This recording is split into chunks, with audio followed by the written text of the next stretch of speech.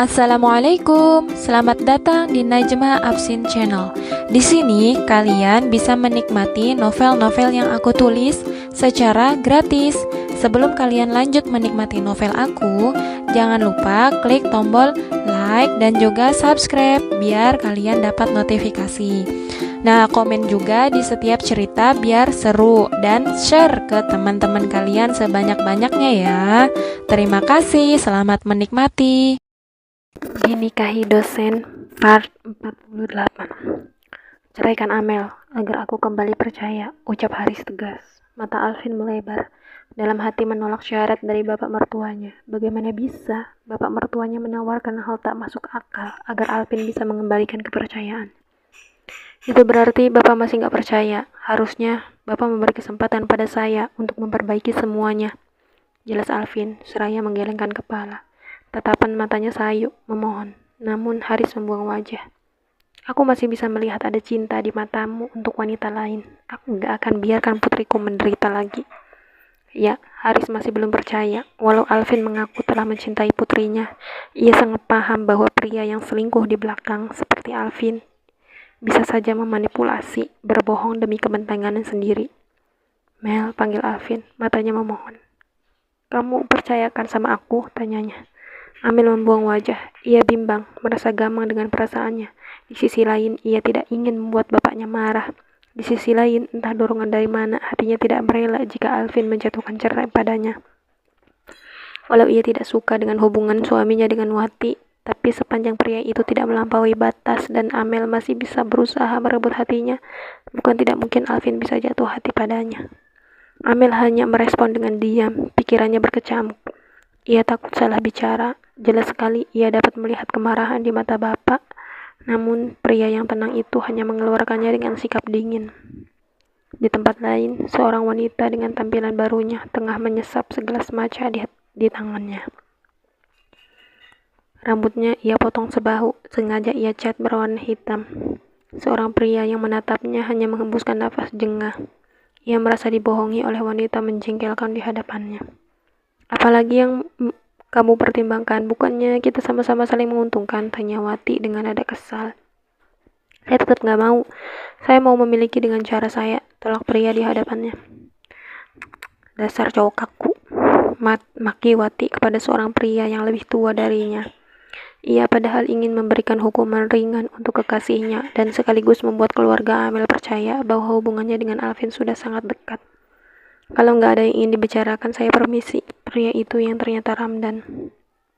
Padahal sejak pertemuan pertama, ia sudah gedek dengan Wati dan semakin bertambah tatkala wanita itu mengajaknya bekerja sama untuk menjauhkan Amel dan Alvin. Wanita itu beralasan katanya ingin konsultasi masalah skripsi padanya.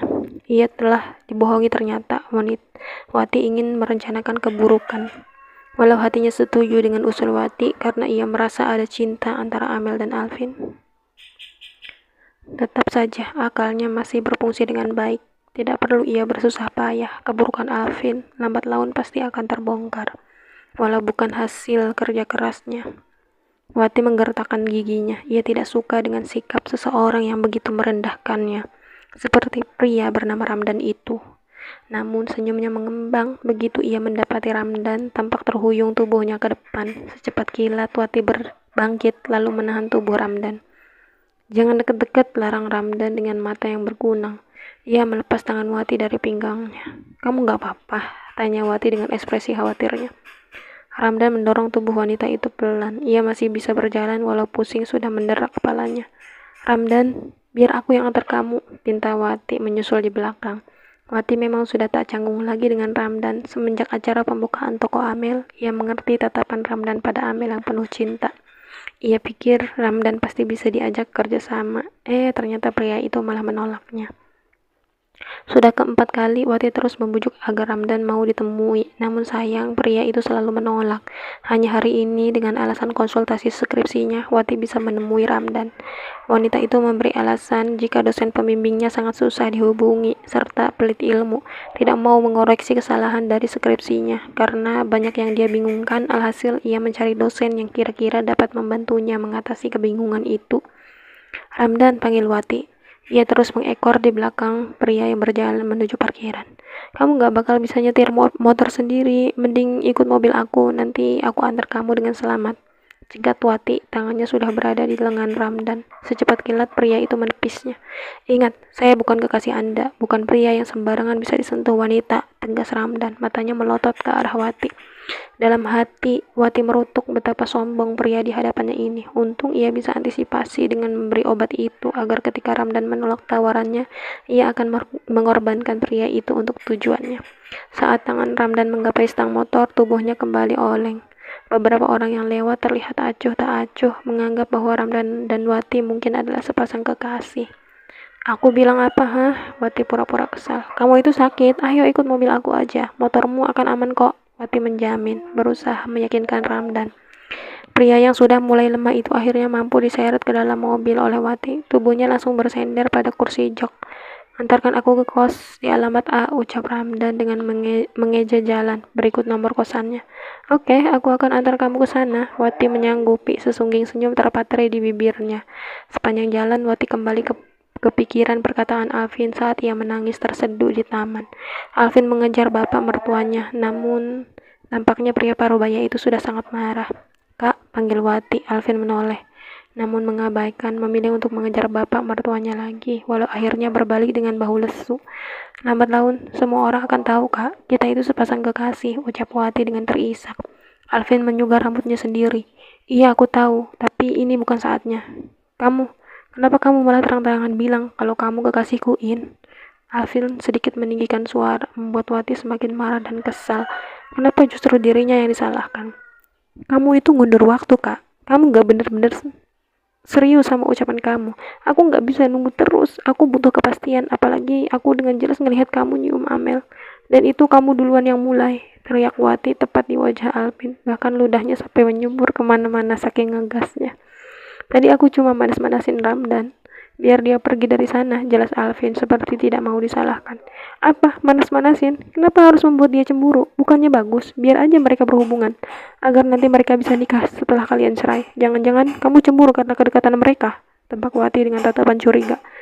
Gak mungkin, In. Kamu tahu siapa yang aku cintai, kila Alvin. Tapi matamu gak bisa bohong. Kamu mencintai Amel. Wati mengatakannya dengan yakin. Instingnya pasti benar. Pria itu pasti selalu kentara jika mencintai wanita. Tatapannya begitu memuja ketika melihat si sosok wanita.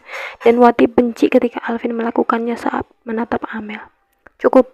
Kalau kamu gak percaya sama aku lagi, untuk apa kita pertahanin hubungan ini, Tanya Alvin kesal dan geram. Matanya sudah memerah. Apa kamu bilang? Semudah itu kamu katakan kita gak bisa pertahanin hubungan. Wati juga bertanya dengan kesal, sekaligus kecewa karena Alvin justru menyinggung tentang pertahanan hubungan mereka. Apakah pria itu bermaksud menyudahinya? In, dengarkan aku. Aku hanya ingin kamu percaya sama aku, lirih Alvin. Tangannya meraih bahu Wati. Aku wanita yang baik. Tidak mengharap apapun dari kamu. Selain cinta sama kamu, Vin. Selain cinta kamu, Vin. Aku gak seperti Mama Hesti yang menginginkan harta ayahmu aja. Bentar, kamu tahu dari mana Hesti menginginkan harta ayahku? Tanya Alvin. Padahal selama ini, walau ia tak menyukai mama tirinya, tapi ia tidak pernah membahas bahwa mama tiri itu hanya ingin menginginkan harta ayahnya kepada Wati. Wati baru sadar jika ia keceplosan. Aku hanya menebak, Wati gelagapan sendiri. Jangan-jangan kalian sekongkol, tanya Alvin. Secara kalian masih ada hubungan keluarga, tebaknya. Jangan asal nuduh, Kak. Sergah Wati tidak terima, matanya mendelik. Aku bukan wanita penggila harta. Walau aku selalu meminta belanja, aku bukan wanita seperti itu. Kamu tahu aku dari dulu gimana? Jelas Wati dengan nafas memburu. Siapa yang tahu, manusia itu bisa berubah. Mungkin awalnya terkesan tulus, ternyata di belakang punya niat sesuatu, ucap Alvin. Ia sudah terlalu sering menjumpai wajah-wajah polos, lugu, penuh kebaikan, lalu kemudian mengkhianati di belakang. Kak, jaga ucapan kamu. Aku nggak seperti yang kamu pikirkan, teriak Wati tidak terima. Makanya, kamu juga harus percaya sama aku. Aku gak seperti yang kamu pikirkan. Sepertinya, aku merasa kita udah gak cocok. Terima kasih untuk bantuanmu selama ini. Aku harap ini. Alvin memberikan beberapa kartu kredit pada Wati.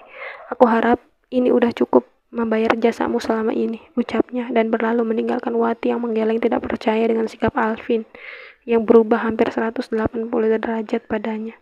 Apa benar, Alvin telah mencintai Amel dan kini sudah melupakan dirinya? Wati membatin sendiri.